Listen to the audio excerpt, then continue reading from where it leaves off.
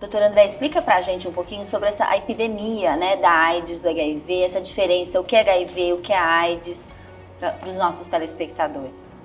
A epidemia do HIV, né, e da AIDS, ela acomete aí, teve o seu início desde o início da década de 80, né, naquele momento uma doença que não sabíamos o que era essa doença, falava-se até que era uma questão de uma epidemia de uma população gay, e hoje a gente sabe exatamente quem é esse vírus, como ele funciona, e hoje as pessoas vivem com a infecção do HIV, e a grande importância é ter o diagnóstico, é saber quais são os fatores de risco, saber quais são as medidas que tem que ser feita para prevenir, porque hoje é uma doença que a gente sabe que ela é potencialmente tratável, né? Então a importância de ter o diagnóstico, aderir ao tratamento e seguir na vida normalmente, vamos dizer assim, né? Então, antigamente ter esse diagnóstico era como se fosse uma sentença de morte. Então,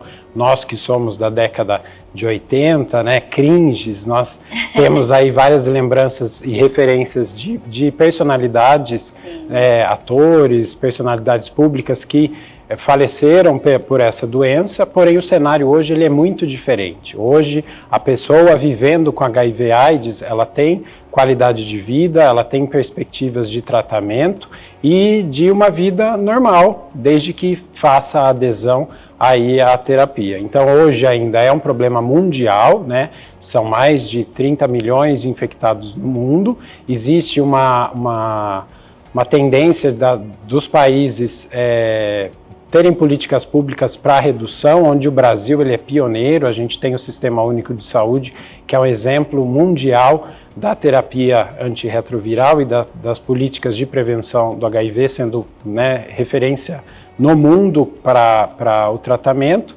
com medicações ofertadas gratuitamente, e também na rede privada a gente tem toda essa oferta para dar qualidade de vida para essas pessoas. Quais são os mitos mais comuns sobre o HIV que precisam ainda hoje serem desmistificados? É uma questão que é relacionada a uma população A, B ou C, então a pessoas de risco para ter a infecção pelo HIV. Então, na verdade, não é o que existe, não existe população de risco, mas existem comportamentos de risco. Quais são esses comportamentos, doutor André? Então, são, por exemplo, algumas práticas sexuais que não o primeiro fator de risco é a pessoa não conhecer o seu histórico sorológico, né? Nunca ter feito, por exemplo, se eu tenho uma vida sexual ativa e já tive exposição de risco, o que seria isso?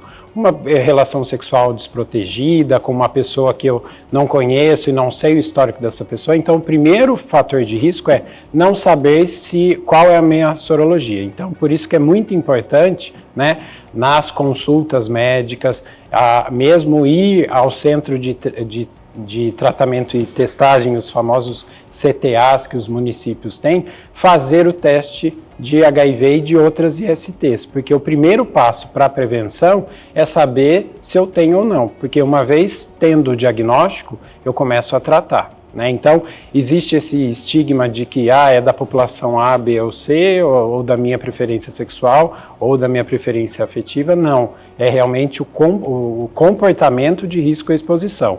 O abuso de álcool e drogas, porque você aí acaba tendo um comportamento de risco de exposição sexual, né?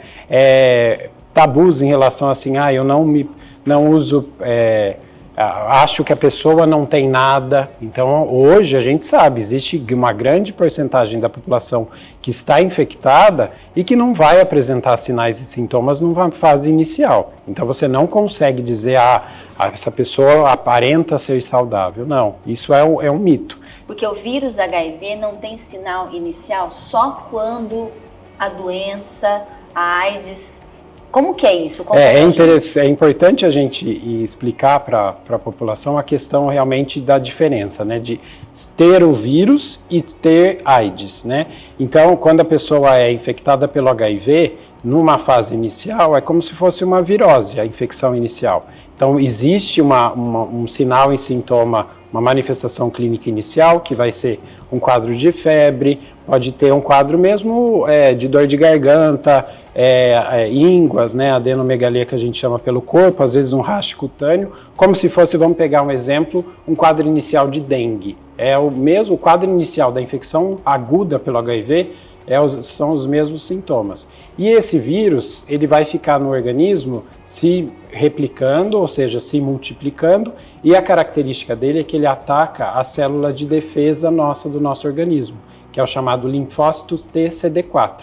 Então, com o passar do tempo, a pessoa não sabendo que tem o HIV, ela vai tendo as suas células de defesa destruídas e passado aí 5, 10 anos, ela está com a imunidade tão baixa que ela começa a ter infecções chamadas oportunistas. Infecções por vírus, bactérias, protozoários, que para uma pessoa que não tem o HIV ou que está com a sua imunidade saudável não apresenta nenhuma manifestação clínica, mas nessa pessoa ela vai ter. Por isso que é importante... E nesse estágio já é AIDS?